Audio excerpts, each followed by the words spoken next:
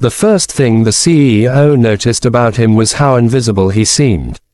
The man stood near the curb outside the glass tower, clutching a worn backpack and holding his daughter's small hand, eyes lowered, shoulders curved inward as if trying to take up less space in a city that had no patience for people like him. People brushed past without looking. Cars splashed water from the gutter onto his shoes. And when he accidentally stepped too close to the polished entrance, a sharp voice snapped, "Move along. This isn't a shelter." That voice belonged to Victor Hale, CEO of Hale Dynamics, a man who had built an empire on efficiency, profit, and a belief that the world rewarded those who deserved it. He barely slowed his stride as he spoke, his tailored coat swaying behind him like a banner of authority. To Victor, the man and his child were an inconvenience, an eyesore near his building on the morning of an important board meeting. The man flinched at the words. "Sorry," he said quietly, pulling his daughter closer. "We were just waiting for the bus." Victor scoffed. "People like you are invisible," he muttered, more to himself than to them, already turning away. He didn't notice the way the man's jaw tightened, or the way the little girl looked up at her father with wide, confused eyes. The man's name was Daniel Reed. Until 3 years ago, he had worn suits too, though never as expensive as Victor's. He had worked as a paramedic for nearly a decade, responding to emergencies at all hours, patching up strangers, holding hands in the back of ambulances, making impossible calls under impossible pressure. Then his wife got sick. Cancer moved faster than their savings, faster than insurance approvals, faster than hope. Daniel burned through his leave, then his job, then everything else. When she died, he was left with grief, debt, and a 6-year-old daughter named Lily who still believed her father could fix anything. They had been evicted 2 weeks earlier. The bus stop outside the tower was the closest place to stay dry while they waited to go to a shelter across town. Victor entered the building, his mind already shifting to numbers and negotiations. He didn't think about the man again. Why would he? The city was full of people like that. Inside the boardroom, Victor led with confidence, his voice steady as he outlined layoffs, restructuring, and the necessity of difficult decisions. Faces around the table nodded. This was what leadership looked like, he told himself. Hard choices, clear vision, no room for sentiment. Outside, the sky darkened. Rain began to fall harder, soaking through Daniel's thin jacket. Lily shivered. "It's okay," Daniel said softly, forcing a smile. "Just a little rain." They were about to leave when a scream cut through the noise of traffic. Sharp, terrified. It came from across the street, near the construction site where orange cones and metal barriers marked a half-finished underground parking ramp. Daniel's head snapped up. He saw a small crowd forming, people shouting, pointing downward. Without thinking, he handed Lily the backpack. "Stay here," he said. "Don't move, Daddy. I'll be right back," he promised, already running. Victor was still in the boardroom when the first sirens sounded. He paused mid-sentence, irritation flickering across his face. Sirens meant delays, disruptions. He pressed on anyway, until his assistant hurried in, pale. "There's been an accident," she whispered. A child fell into the construction pit across the street. Victor frowned, annoyance giving way to discomfort. Through the glass walls, he could see people gathering near the windows. Reluctantly, he walked over and looked down. What he saw made his stomach tighten. A little girl, no more than 8, lay twisted on a ledge several feet down inside the pit. Blood streaked her forehead. One leg was pinned at an unnatural angle. She wasn't moving. Below, chaos reigned. Workers shouted. Bystanders cried. Someone yelled that an ambulance was on the way, but no one moved closer. The drop was steep. The rebar exposed. It was dangerous. Then Victor saw him. The invisible man from earlier had climbed over the barrier and was already lowering himself into the pit, ignoring shouted warnings. He moved with a strange calm, every motion deliberate. He reached the girl, knelt beside her, and gently touched her neck. "She's breathing," Daniel called up.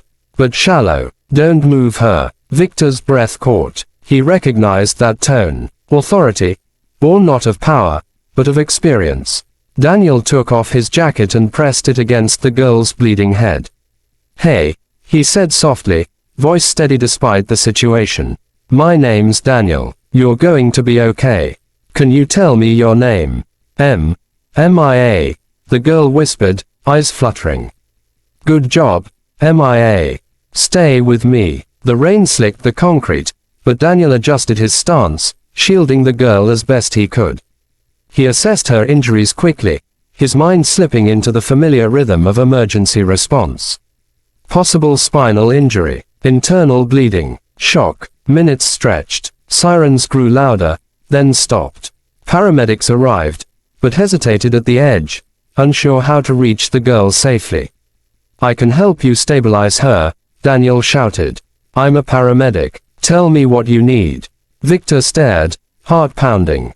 The man he had dismissed as nothing was now the calm center of a life or death moment. With Daniel's guidance, the rescue team lowered equipment, secured the girl, and carefully lifted her out.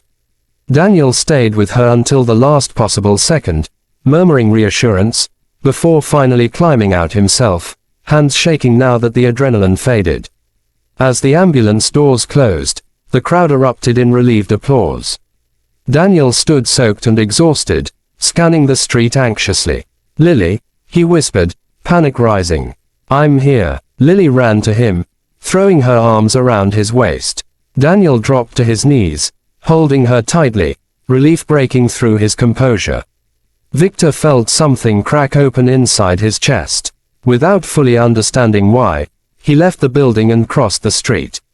People parted as he approached, his presence still commanding, but now strangely heavy. He stopped a few feet from Daniel. "You," he said, then faltered. He wasn't used to faltering.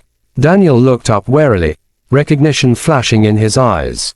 "Yeah," Victor swallowed. "You saved that girl." Daniel shrugged weakly. "Anyone would have." Victor shook his head. "No, they didn't." Silence hung between them, thick with unspoken words.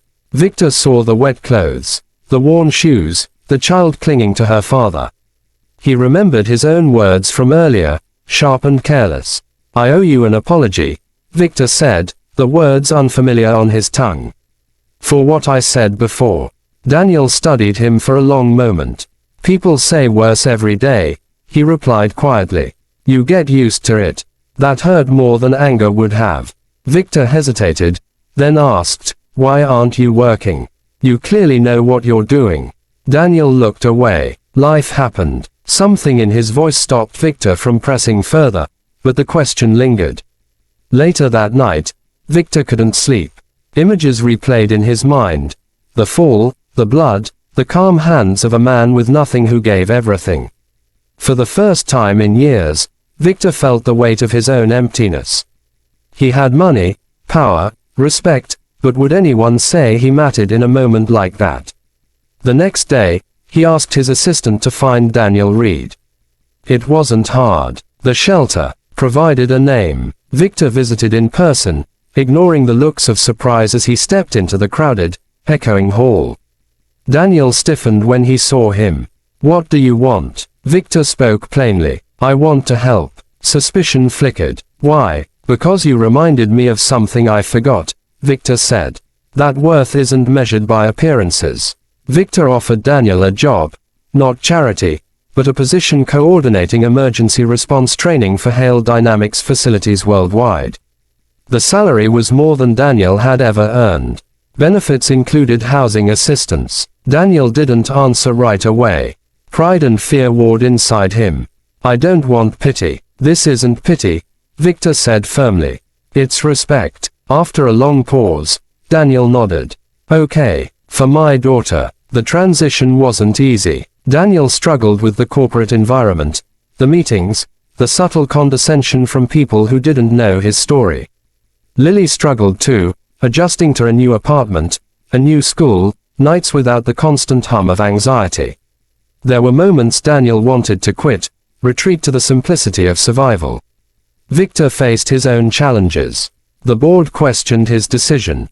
Shareholders balked at the cost. For the first time, Victor stood his ground not for profit, but for principle. Over time, something unexpected happened. Daniel's programs saved lives. Workplace accidents dropped. Employees listened when he spoke, because he spoke from experience, not theory. Victor watched as people gravitated toward Daniel, drawn by his quiet strength. Months later, Victor visited the hospital where MIA was recovering. Daniel and Lily came along. MIA smiled when she saw Daniel, reaching for his hand. "You kept your promise," she said. "You didn't leave." Daniel smiled back, eyes shining. "Told you." Victor stood back, an observer again, but this time willingly invisible. He realized that being seen had nothing to do with wealth or status, and everything to do with how you show up when it matters. As they left the hospital, Lily slipped her hand into Victor's. "Thank you," she said simply.